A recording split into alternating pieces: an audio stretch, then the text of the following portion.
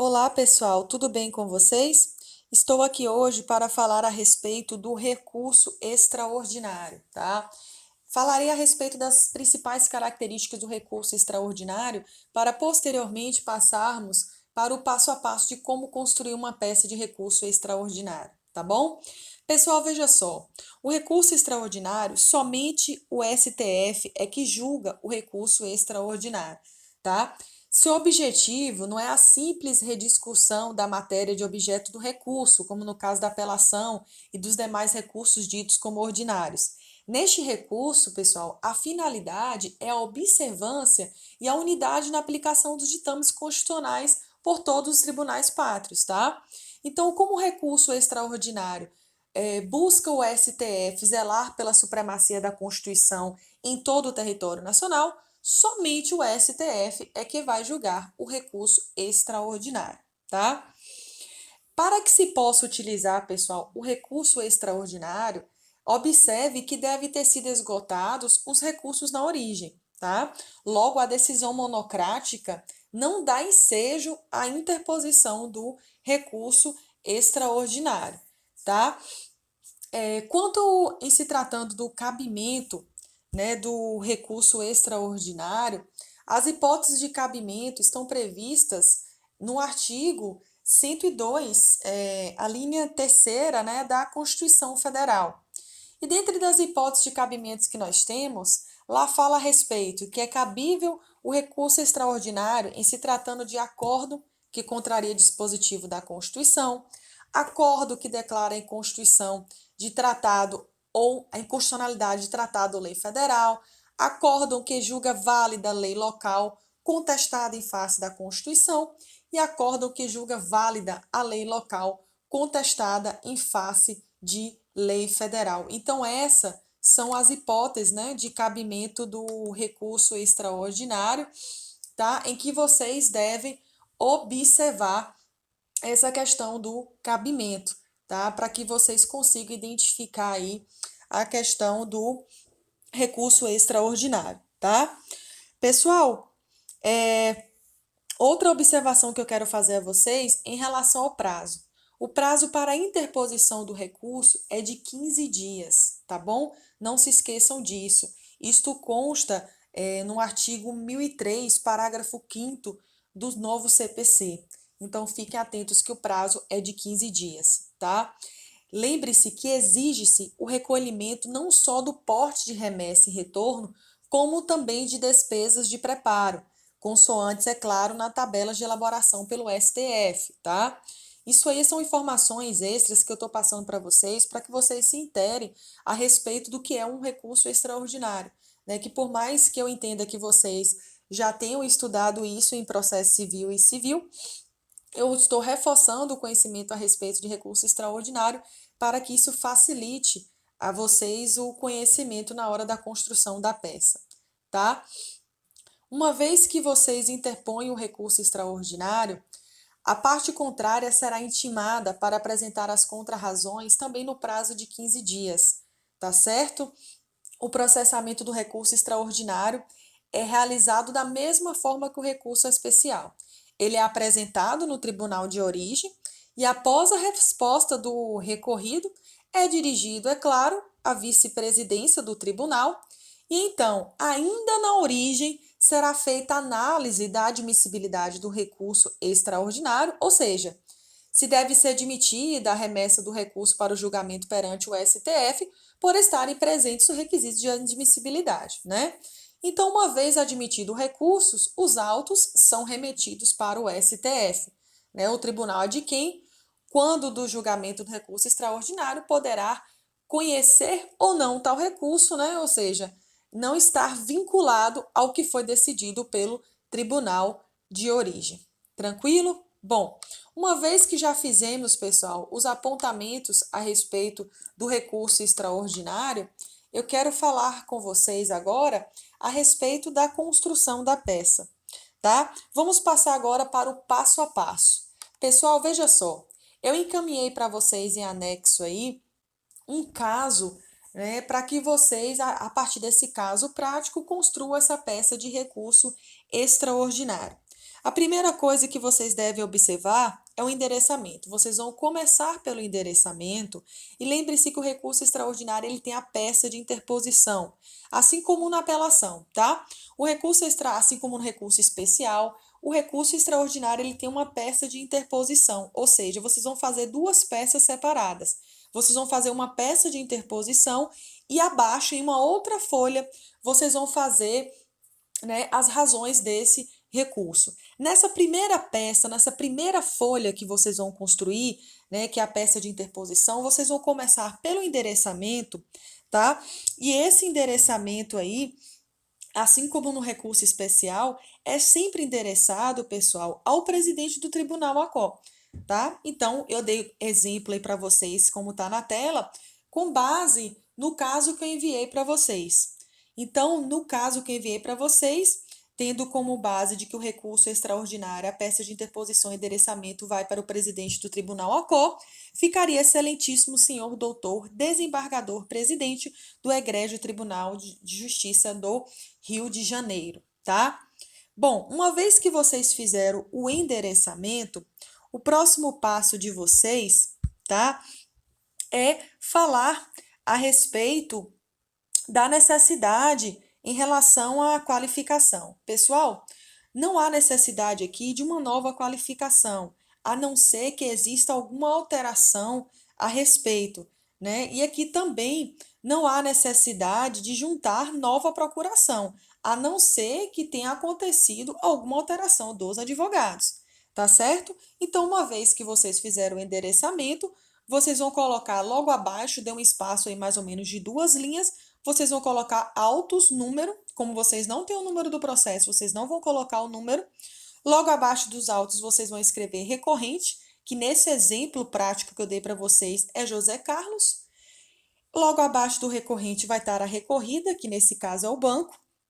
E abaixo da recorrida, vocês vão citar o nome do recorrente, que é José Carlos, vai dizer que ele já encontra-se qualificado nos autos, né, por ser advogado infraassinado, conforme instrumento de mandado anexo, e vão pedir pelo recurso extraordinário. E logo abaixo do nome do recurso extraordinário, vocês vão falar qual é o artigo que fundamenta esse recurso, tá bom? Pessoal, lembrando que são apenas exemplos que eu estou dando para vocês. É claro que cada um de vocês tem um perfil de construção de peça, cada advogado desenvolve o seu perfil, tá?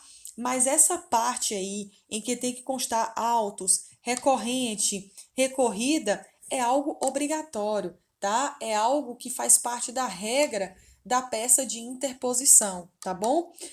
Na parte de breve síntese dos fatos e da fundamentação, é que vocês vão apresentar o perfil de vocês de escrita, tá bom? Então, uma vez que já fizemos essa interposição, vocês finalizam essa peça, essa parte da peça, colocando a cidade, data, assinatura e OAB e parte para a outra página, né, da qual vocês vão falar a respeito das razões de recurso extraordinário, tá bom? Então, em uma outra página, vocês vão falar sobre as razões de recurso extraordinário, aí vocês já começam dessa forma. Escreve em caixa alto razões de recurso extraordinário e logo abaixo vocês colocam autos, número. Não tem o número, vocês deixam em branco. Coloca o recorrente, vocês já sabem que é José Carlos nesse caso. O recorrido, a recorrida que é o banco. A origem, que já consta aí no caso para vocês, né? E posteriormente vocês fazem o cumprimento da colenda da Câmara e aos inclícitos julgadores, tá? Essa divisão fracionária aí dos tribunais de justiça, pessoal, comporta a divisão em câmaras, tá? Sendo que a turma julgadora compreende somente os julgadores, né, em regra 3, que apreciarão, tá, esse recurso extraordinário. Então, uma vez que vocês já estão nessa segunda página, nessa segunda parte do recurso, em que vocês já escreveram razões de recurso extraordinário, autos, recorrente, recorrida, origem, né, e fizeram os cumprimentos, vocês vão falar da admissibilidade desse recurso, pessoal, né? Vocês vão demonstrar o cabimento do recurso nos termos do artigo 1029, inciso 2º do novo CPC, tá bom? Então, vocês vão falar aí a respeito da admissibilidade, seria o primeiro tópico, tá? Logo após esse tópico da admissibilidade, que vocês vão escrever conforme a escrita particular de cada um, vocês vão fazer uma breve síntese dos fatos, né? Como nesse caso aí já houve decisão de primeiro grau do tribunal, né? Como em todos os casos, na verdade, é conveniente que façam a recapitulação dos fatos, pessoal, mas vocês não vão escrever exatamente igual que está aí no caso para vocês. Vocês vão fazer realmente uma breve síntese dos fatos, tá? Uma vez que vocês fizeram uma breve síntese dos fatos, vocês vão passar para as razões do pedido de reforma da decisão, tá certo? Eu coloquei um exemplo aí abaixo para vocês de como vocês vão fazer essas razões do pedido de reforma da decisão, mas isso é muito pessoal, tá? Cada um vai utilizar aí, pessoal, a sua forma de escrita e a sua argumentação para falar aí desse pedido, tá? De reforma da decisão. Eu coloquei o início aí de como eu faria essas razões de pedido de reforma da decisão, tá? Mas fica a critério de cada um de vocês a escrita, cada um vai desenvolver aí, é claro, o seu perfil, tá? Então, vocês vão fazer essa parte aí, falando a respeito das razões do pedido de reforma da decisão, tá bom? E posteriormente a essa questão, vocês vão fazer a conclusão, né? Que é a mesma coisa dos pedidos, certo? Em relação a essa conclusão, vocês vão pedir a oitiva da parte contrária, né? Para que se apresente as contras-razões no prazo também de 15 dias. Vão pedir para que o recurso seja admitido na origem e, é claro, remetido ao STF posteriormente, tá? E vão pedir também que, após a admissão do recurso extraordinário, quando o recurso for recebido pelo STF, que seja reconhecida a repercussão geral da questão constitucional, sendo conhecido no mérito provido para afastar qualquer possibilidade de discussão contra a culpa do depositário ou de sua prisão, né? Que estou falando aí a respeito do caso concreto em que eu encaminhei para vocês, tá? Pessoal, em relação a essa questão aí de que seja reconhecida a percussão geral da questão constitucional, eu quero fazer uma observação a vocês sobre essa questão, tá?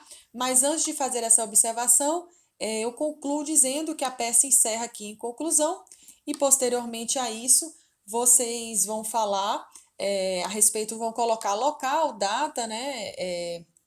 OAB, e aí, posteriormente, vocês encerram essa segunda peça, tá bom? Que são as peças das razões.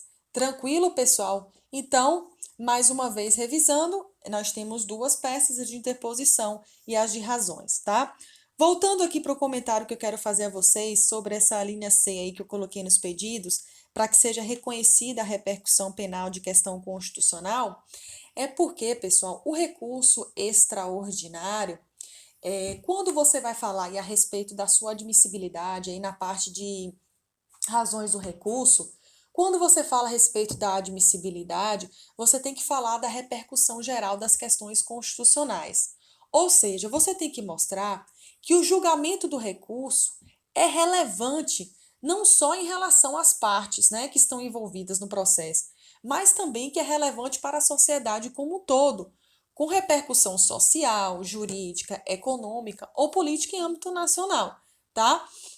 Então, só nesse caso é que será justificável sua apreciação para o tribunal. É como se você falasse para o tribunal, olha, eu estou justificando aqui a admissibilidade do meu recurso, tendo em vista que ele tem uma repercussão geral de questões constitucionais, uma vez que ele é relevante no âmbito social, jurídico, econômico e político.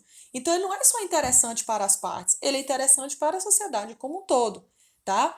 E é claro que a competência para apreciar a existência dessa repercussão geral, só a título de conhecimento para vocês aprofundarem a respeito desse conteúdo, tá? A competência para apreciar a existência dessa repercussão geral, pessoal, ela é exclusiva do STF também, tá? O recurso não será conhecido se 2/3 dos ministros do STF, ou seja, 8 dos 11, entenderem ausente a repercussão geral. Então, a decisão sobre a presença da persecução é irrecorrível, tá? Ou seja, o recorrente deve demonstrar em preliminar, né, que o recurso extraordinário existe a persecução geral. tá bom? Então, deve o advogado, ao interpor o recurso extraordinário, desenvolver muito bem o seu cabimento, destacando a presença da repercussão geral da questão constitucional, pois, caso contrário, o recurso não será reconhecido, tá? Essas informações, pessoal, só para que vocês revisem esse conteúdo que vocês já abordaram em processo civil, tá? E também para aprofundar um pouco no assunto. Mas a peça, a construção da peça, o passo a passo, tá aí para vocês, tá? E qualquer dúvida, estou à disposição de vocês, tá bom? Então é isso, pessoal. Um beijo a cada um de vocês e até o próximo recurso.